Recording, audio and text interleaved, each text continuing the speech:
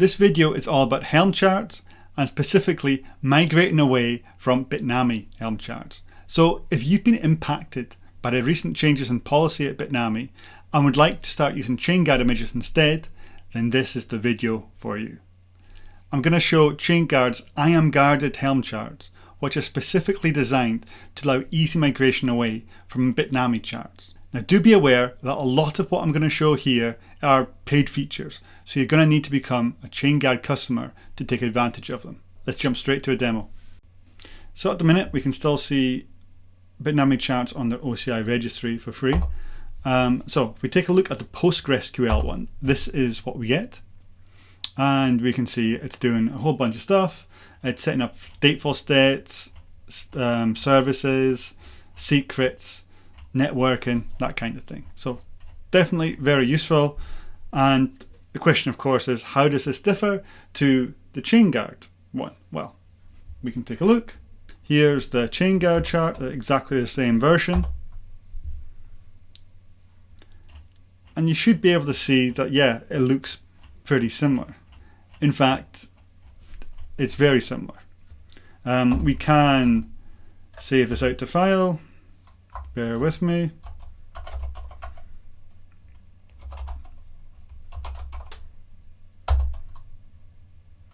It's a Chainguard one. Bitnami. And if we diff them,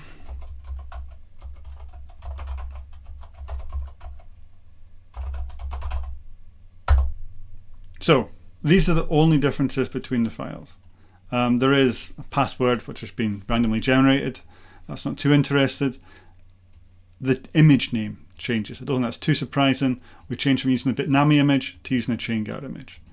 The other thing that changes is that everywhere you see Bitnami, it's now going to say iamguarded. So you need to be careful about file paths. Those are going to change from iamguarded, from Bitnami to iamguarded, for example. Other than that, the charts are intentionally the same. Now, because they're so similar, you can just port your values.yaml from your Bitnami chart to the Chainguard one, and everything should work the same. So that's awesome. So even if you have a bespoke setup, it should be easy to port over. The biggest gotcha being to look out for these file paths. So let's do a demo of migrating from a Bitnami chart to a Chainguard one. And for this, we're going to use the kubestate metrics Bitnami chart.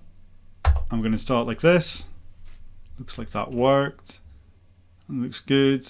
We can watch it deploy with this. So this will let us know when it's finished deploying. So we can see it's not quite ready yet. When it is ready, I'm going to run this to forward a port so we can get the metrics. And there it goes. I'm actually going to add an ampersand on so that we don't lose the terminal. Now, if I do curl this address and then slash metrics, boom, we're getting all the metrics from the Kubernetes cluster. Now note it's for a bunch of different things. You've got storage class, service, secret, replica set, scheduler tolerations, well, pod tolerations, etc. Now imagine that you had your own bespoke configuration, which is quite likely, and we're going to sort of replicate that with this values.yaml. So I have a values.yaml here, and if we scroll down,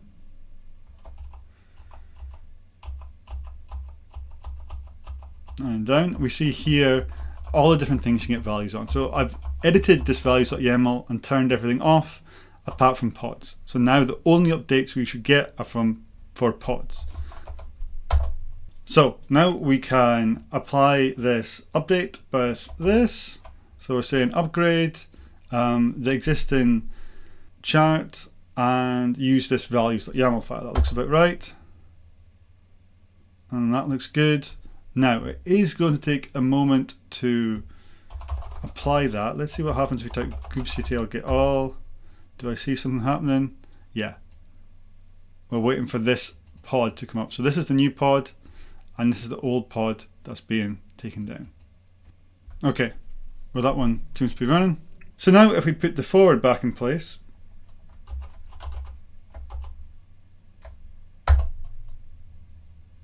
we should be able to again curl that endpoint.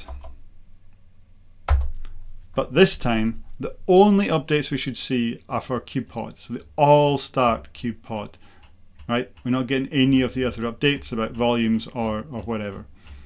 Only pods, yeah, and that seems to be working. So we've successfully edited that values.yaml, and we've got like a bespoke chart running. So the question is, how can we move that over to Chainguard? And it should be pretty easy. Chainguard images and charts do require auth, so I'm actually going to log into the cgr.dev registry here and get a pull token that I can use to configure our Kubernetes cluster so that it can pull images from cgr.dev. In your case, you may well be using a registry mirror or pull-through cache, in which case this is going to look different. But in this demo, I'm going to use cgr.dev directly. So here's us getting the pull token. I'm going to set Helm user equal to this value and Helm pass equal to this token, which by the time this video comes out, it will have expired. I set it to just 24 hours. And now we can create our secret in Kubernetes. Okay.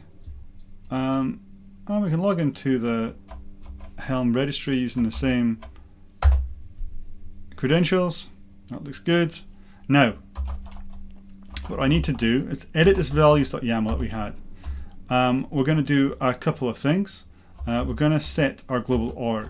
So I'm going to tell it to use chainguard.edu. So it knows to set all the images to come from chainguard.edu. And we're also going to set our pull secret.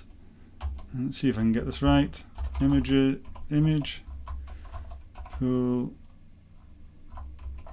secrets, and then I think it's a little bit different to this. I think it's name and Chainguard pull secret. Now there is one more thing I need to do. I do need to check for instances of Bitnami here in this values.yaml, and what we find is that in this case there's been an image specifically set to Bitnami image. So we're not going to use that. We're going to use Chainguard images, but we can just go with the default value. So I'm just going to delete this. There we go. Helm install. We're going to call it Chainguard KSM. We're going to refer to iamguarded charts, kubestate metrics chart. Got the same version as before, and the same values.yaml file with a caveat that we just edited in a couple of places. And that looks good. So hopefully we've installed kubestate metrics. We can do what it says here and watch to see if it's deployed. So it's not running yet. Hopefully that'll be quite quick. And then we can try this port forward again and see what data we get. There we go, that's available.